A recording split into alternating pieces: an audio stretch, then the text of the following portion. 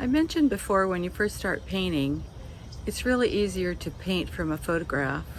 I thought I would walk in my neighborhood and try to show you what photographs would make a good painting. So let's take a walk.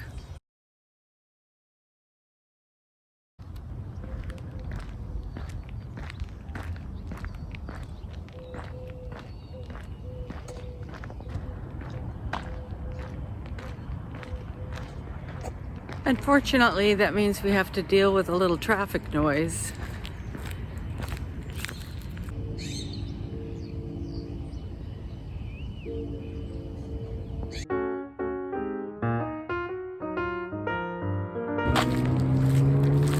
One of the best times of day to take a photograph for painting is early morning or late afternoon. That's because there's shadows, and shadows and light always make a better painting.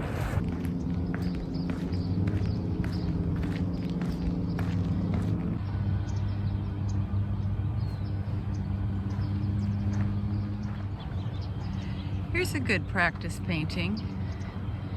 Got some lovely little pine trees, shadows underneath the trees, long shadows from the left.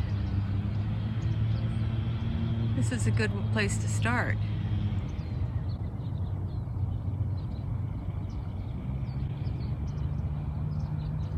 Remember, you're just looking for practice exercises to get in the hang of things. Now keep in mind, I'm not talking about composition right now. I'm just talking about some ways that you can get started practicing painting. Probably a more interesting composition would be something besides a tree and shadow.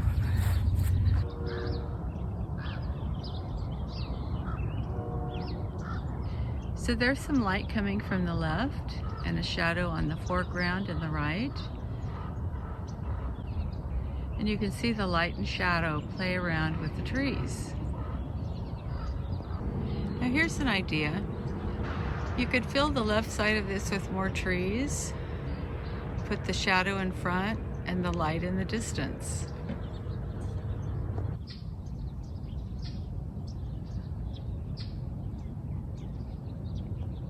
Here's the light and shadow opportunity. One of these little fake buildings in my neighborhood. Here's the one across the street. You could turn this into a painting.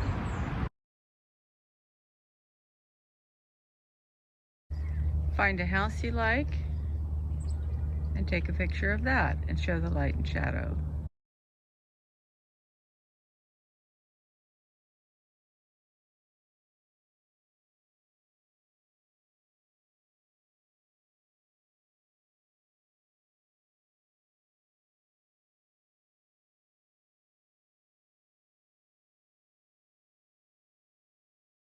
So I'm getting ready to paint the scene that I chose. I have titanium white, cad yellow lemon, cad yellow medium, yellow ochre, cad red medium, alizarin crimson, Rembrandt red iron oxide, cobalt blue, ultramarine blue, and the visitor is the phthalo blue. So since this is an exercise and something to learn on, I'm not using a substrate that I would use to sell a painting, but I'm using a piece of the Arches paper. I highly recommend this paper. You're not spending a lot of money when you use it, and you can knock out a lot of paintings, and ultimately, if you really liked it, you could frame them. So I found one that I had started a drawing on and decided to abandon it, so I'm going to use this drawing for this painting. And I'm going to start with a wash of red iron oxide and Gamsol. And this is way too thick. That's better.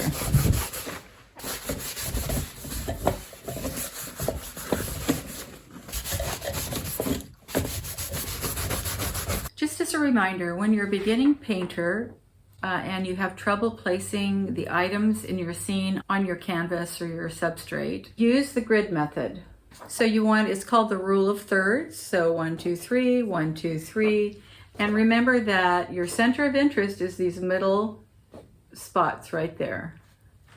So draw this same grid on your canvas or whatever you're using. That gives you a framework for where you're going to put everything.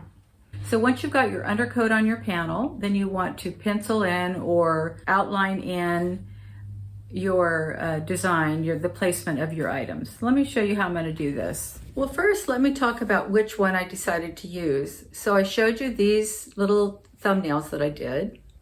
And in the end, I decided on the one with the trees because of the light and shadow. So that's what I'm going to pencil in on my piece of paper. So I put those dots where I'm going to remind myself about my center of interest, which is going to be the light on the side of that tree.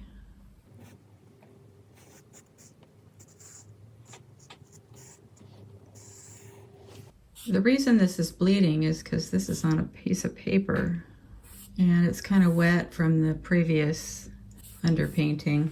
So I've got my trees marked where I'm going to put them. And then I'm also going to mark my shadows. I added a little bit of ultramarine blue to the red iron oxide.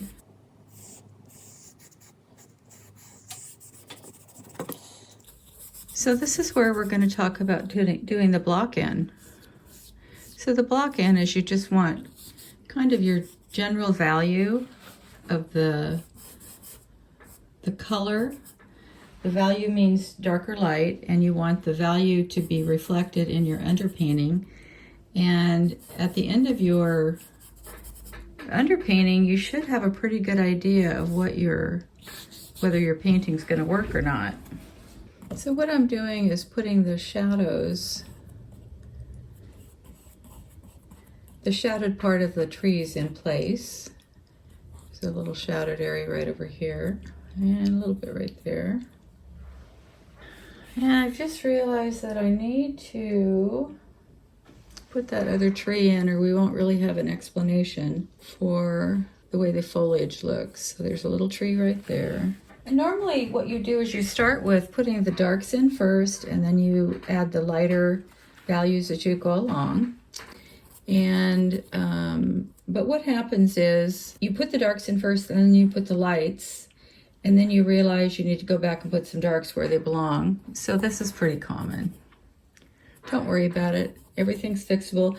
You know, that's one of the major benefits of oil paint. Man, you can always go over it and fix it. Whatever you think isn't wrong, it's fixable.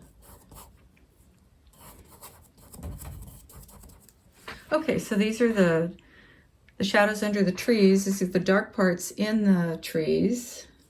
Now I'm going to put the medium value in, and I think what I'm going to do is do it with the color that it's going to be, just so I kind of get a better feel for what's going on here.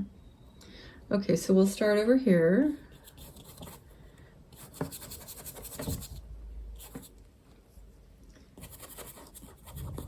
As this is the block in, we don't have to be meticulous.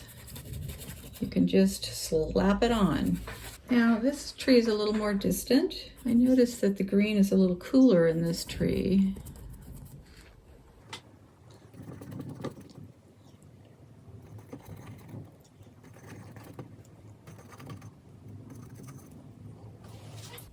To be honest, I really have a hard time getting the block in done. I just start painting right off the bat, which you're not supposed to do, supposedly. You can do what you want, but the funny thing about painting is many different people will tell you how to paint, and there's a million ways to do it.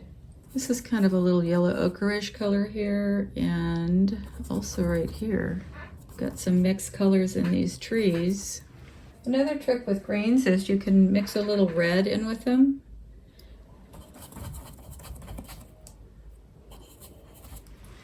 And it'll dull it somewhat. It'll look actually more realistic. Now I'm attempting to not spend a lot of time doing this painting, because what I've noticed is the more time you spend, you take so much time, you're nitpicking, and you tend to do too much to it, and you kind of lose some of the freshness.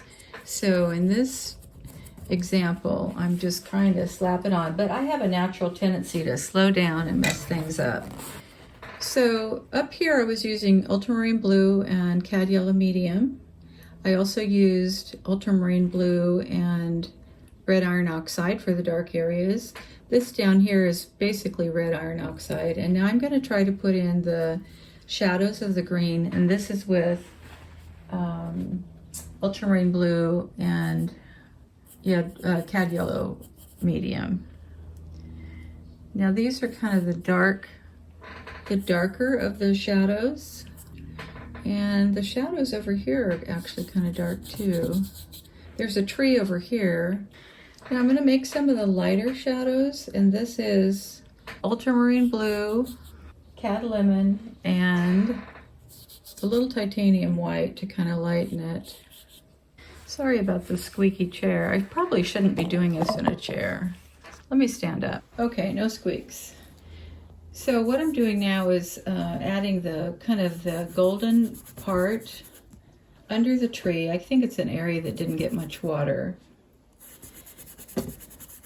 And this is red iron oxide with a little ultramarine blue and white. This is red iron oxide, yellow ochre, and titanium white. I did add just a little bit ultramarine blue to sort of dull it. I didn't want it to be too bright. There's a little shadow right here. Under this tree is a little kind of lightness. Okay, let's get the grass in. Keep in mind it's okay for you to leave some of your underpainting underneath there. That's actually the purpose of an underpainting, is to give you something that sort of makes everything cohesive. Like if there's elements of this red iron oxide underneath everything, it kind of pulls everything together. I forgot to mention I'm trying to keep the amount of time I spend painting this painting at less than an hour. I guess if I would stop talking, it would be a lot faster. And in the grass, you'll notice that some parts of it are darker, some parts of it are lighter. So it's okay to have different colors in the grass. Now in the way back, I think the lawn is about this deep. The lawn becomes whiter.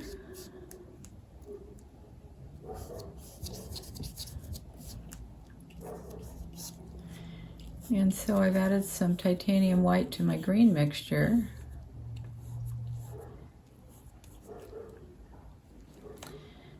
And I've just noticed that my lawn kind of goes up at an angle.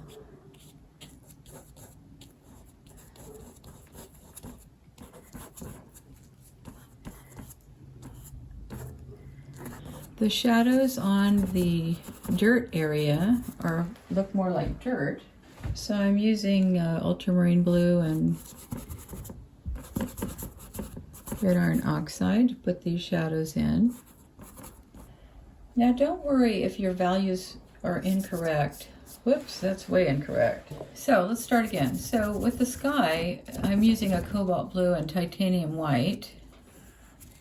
And that was just way too powerful. Cobalt blue is such a powerful color. And the sky is always lighter in the horizon. You have to assume that this is our horizon right here.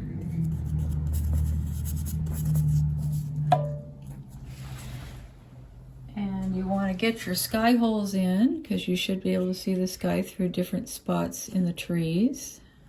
Now when you put sky holes in, that just means you're trying to show the sky behind the trees. You always want it to be slightly darker. It's more noticeable. So I add a little bit more cobalt blue so it's more obvious. One of the nice things about using paper to paint on is it dries faster. You'll get more smearing on a canvas or a panel when the two colors touch each other. Now in this case, it's ideal for you to not actually touch them to each other. But I've mentioned it before, I'm kind of a messy painter, and so I just kind of go for it and then fix it later, which you can do with oil.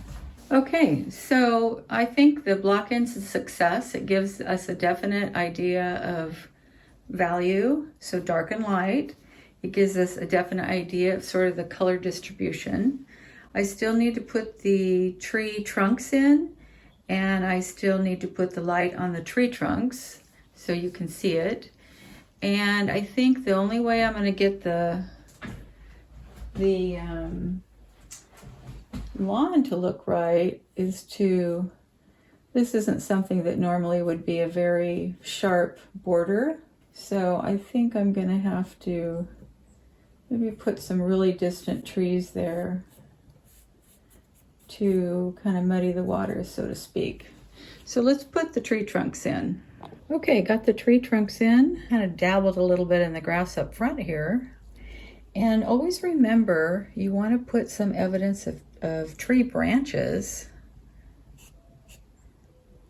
And sometimes you can really show that through a sky hole. We've got the dark tones in and the medium tones. And now we want to get the light colors in.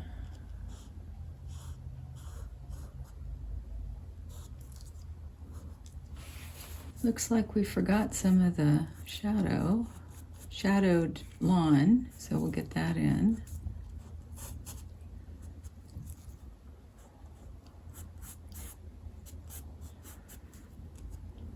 This part of this tree is also in light, so we'll get that in light.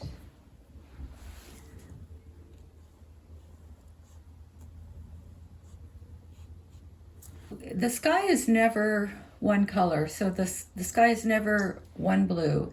It's darker up top, sort of medium in the bottom, and at the very bottom it's very light, usually, and actually some different shades.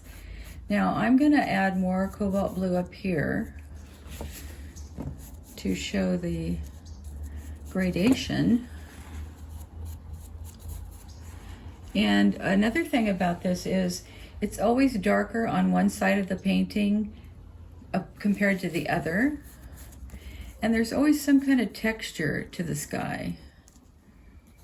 So think about that when you're adding. And sometimes you kind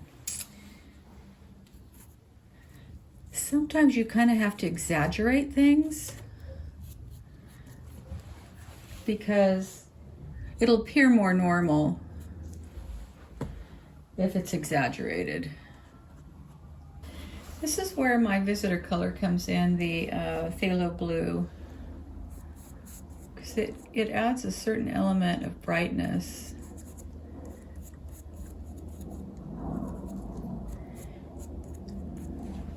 And this is actually something that I picked up, I would say in the last year, the phthalo blue. I mean, I've always had it, but I've just never used it. And I picked it up from Michael Chamberlain, who, if you've not ever seen his videos, they're really fun to watch. So I'll put the link below in the description so you guys can check them out if you haven't. So getting a little phthalo blue over here as well. And I feel like this isn't as dark as it should be, so I'm going to get it a little darker over here too. And remember, texture in the sky is good. And then this kind of bleed over from these colors is not great, but we'll fix that. I'll show you how. Another good color to use here in the lower part of the sky is you could try cerulean blue, or you could try viridian, which is a green, but when you add a lot of white to it, it looks way cool. Another thing you could do is kind of add some yellow, white and yellow. That's another thing you can use for clouds. You can imply clouds with white and yellow, yellow ochre, purple. Now this is bothering me here, there's too much green. Sometimes you can leave the mixed up painting there. It looks like there's smaller leaves kind of showing through. Okay, last step with this particular painting is we've got to get some of the lighter greens in there. That's going to blur the edges between the sky and the tree. I'm gonna let some of this red iron oxide or transparent red oxide show through.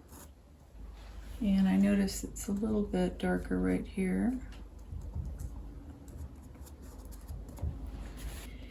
And this side of the tree is facing the sun. There's just little areas that are lighter. You'll see more light on this side of the tree. You don't want the green, the light green in the tree to be the same as the green in the lawn. And I am noticing some brownish, yellowish kind of spots in the tree. So I'm going to add those. We want some of these kind of overlapping the trunk of the tree. I noticed a little bit of a sky hole right here. So I'll put that there. Okay, I mentioned you have to sometimes go back and put some dark colors over the top of the light colors. There's quite a bit of shadow in this part right here. Now there's a lot of greenery coming from this tree that is overlapping. This is a bit of a mess. But you know, like I mentioned, it's a learning experience, right? I'm learning to stop dabbing at trees. I don't know how it is, I always end up doing that. The tree on this side is supposed to be a lot darker, so I'm going to try to keep that value dark.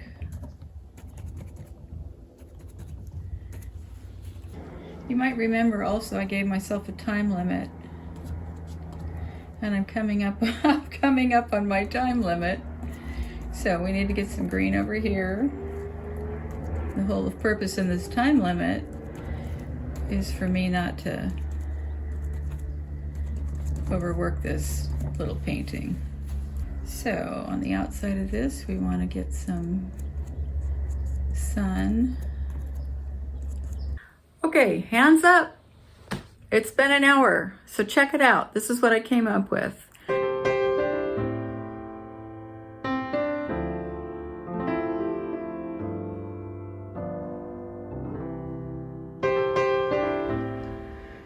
Okay, here's the final outcome.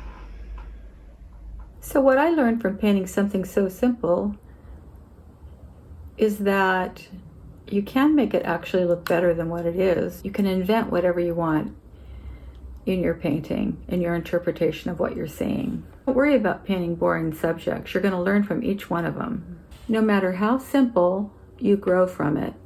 Observations in everyday life are the key to growing as an artist. You will find that you start to look at everything completely different from anyone else. You will see colors in a tree that no one else can see, and you will stop in amazement looking at a sky at times. So it really helps you see life in a different way. So, take the opportunity to paint your neighborhood. This is just for you. It's only going to make you a better painter. You can do it. Happy painting!